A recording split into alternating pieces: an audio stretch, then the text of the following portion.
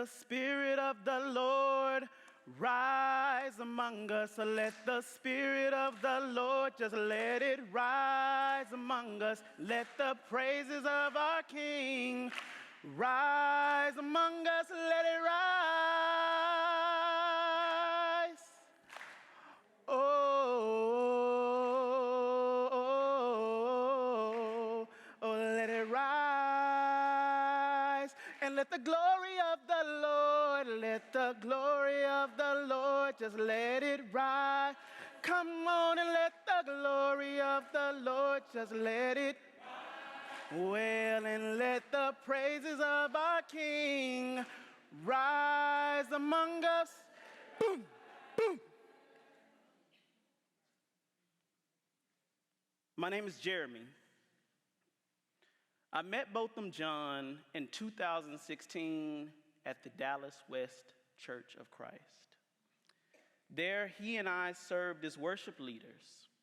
Botham was a jack of all trades. He preached, he taught, he sang, he prayed, he swept, and on occasion, he mopped. He was the epitome of what it meant to be a true servant of God. He loved people. Last year, I underwent surgery, and he was the very first person to call me. I had forgotten that I asked him to pray for me, but Botham remembered. Now, in order for you to understand and appreciate the significance of this loss, I have to take you back to the last day of his life, courtesy of Alyssa Finley, his sister. September 6, 2018, at approximately 5:29 p.m., Alyssa's phone rings in New York. Botham is on the other end of the line with a smile in his voice. Guess where I'm headed, sis? His joy was so contagious that Alyssa begins to chuckle. Where are you headed? See, Dallas was getting ready to experience heavy rain that day, and most of the employees in his department were released early. With that explanation, Alyssa says, "Count your blessings." Botham and Alyssa were raised in the Church of Christ, and "Count your blessings" was an old hymn that they had learned, and so they adopted that mantra. Maybe you've heard it. Count your blessings, name them one by one. Count your blessings, see what God has done. The rain was only one blessing for that day. The week prior, Botham had a wisdom tooth removed. And on that particular day, the dentist said, "Botham, you're cleared to eat ice cream." Now, this might not seem like a big deal, but Botham had been on a strict soup diet for a week. And if you knew Botham loved to eat. He loved to eat. I know he loved to eat because he ate at my house. Yet another blessing. In fact, growing up, he loved ice cream so much that his Aunt Desmond would call him Milky Way. Botham proceeds to the store, buys ice cream, he's still talking to his sister, and says, "Hey, I'm excited about football starting tonight." She said, understandably so. He loved football. They also discussed his 27th birthday, a birthday he wouldn't see. You see, he was only 23 days away from his birthday.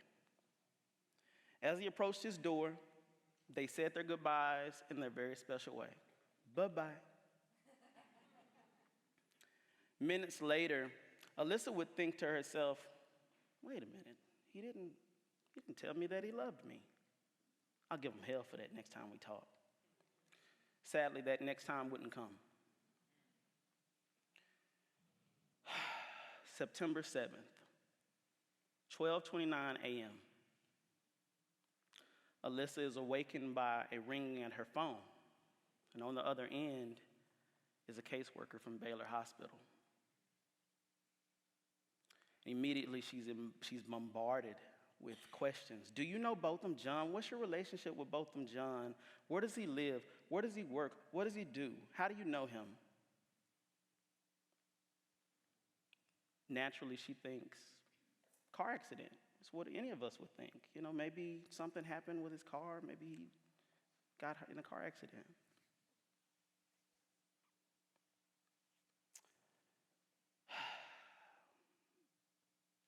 She continues to ask these questions. And finally, Alyssa becomes frustrated. What happened to my brother?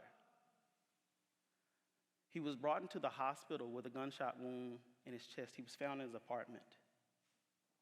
The next phrase haunts Alyssa to this day. She hears it several times a day, every day. I'm sorry to have to tell you this, but your brother succumbed to his injuries due to a gunshot wound through the chest. And now Alyssa is tasked with the burden as to whether or not to tell her mother, who's sleeping in the other room, that her son has been killed. Does she wait for the next day to come and allow her mother one more night of rest? Or does she summon the strength, open the door, and crush her heart? What would you do? How do you tell a mother that her eldest son has been killed, no less in his own apartment? She summons that strength. She makes that long, burdensome walk to her mother's room and tells her the awful news. 26 years of hard work down the drain, gone. No more holidays, no more birthdays, no prospect at a wedding or grandchildren from both of them. It's gone in an instant.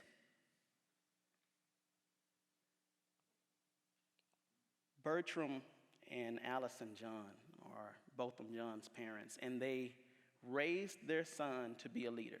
And so it comes as no surprise that at the age of 10, he surrenders his life to Christ. At the age of 11, he enters St. Mary College High School, where he establishes a choir that still sings to this day.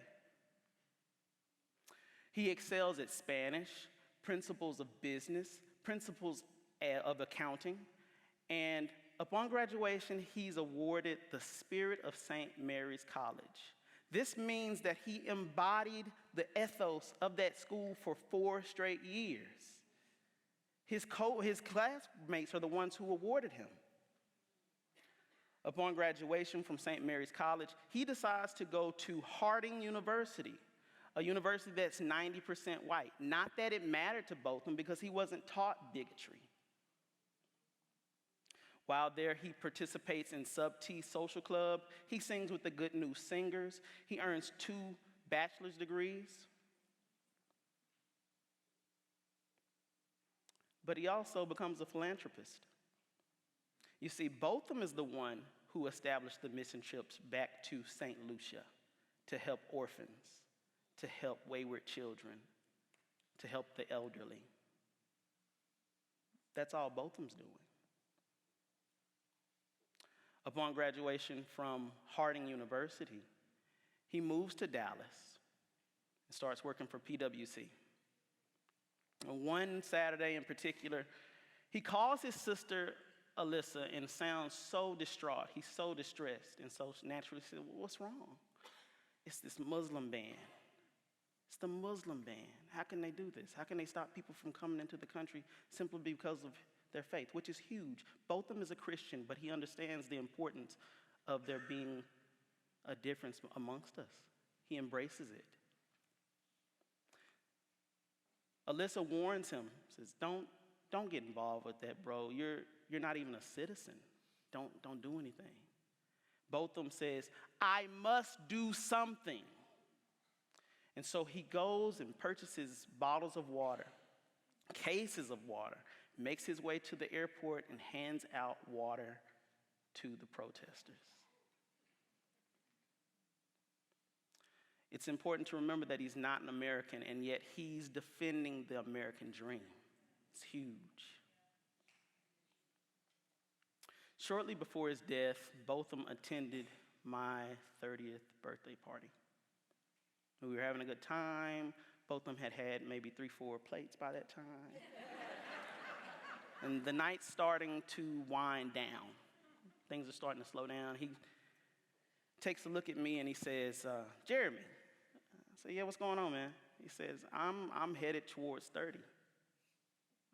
Do you have any words of advice for me? What would you tell a man that's headed towards 30? And I'm dumbfounded. I'm humbled that he would ask, but I'm also dumbfounded because Botham was already doing so much. He was preaching, he was teaching, he had set up mission trips, he had done so much in 26 years. There was another guest there, a white neighbor of mine named Preston. And I didn't invite him. My mother invited him. I said, hey, we got food, more the merrier, come on in. Everyone's laughing and joking, and everyone goes home. I saw Preston a week after Botham was killed. And I made small talk, neighborly talk. How's the weather? What's going on with you? How's work? And then I asked him, I said, how are you enjoying the NFL games? I don't like the kneeling, is what he said. Emboldened by Botham's recent passing, I exclaimed, I'm fine with the kneeling. I support it wholeheartedly. He looks perplexed. He's like, well. I asked him, I said, do you remember the young man that sat across from you at my party? He said, well, yeah, of course. How could I forget? I said, he's dead. He turned white. I said, he was the young man in his apartment killed by the off-duty DPD officer. He retreated to his home. NBC asked me what Botham was like. Botham was kind to others. He loved unconditionally. He seized every day. He counted his blessings, big and small. He gave without expectation of anything in return. But most importantly, this is what I take such solace in. He loved God.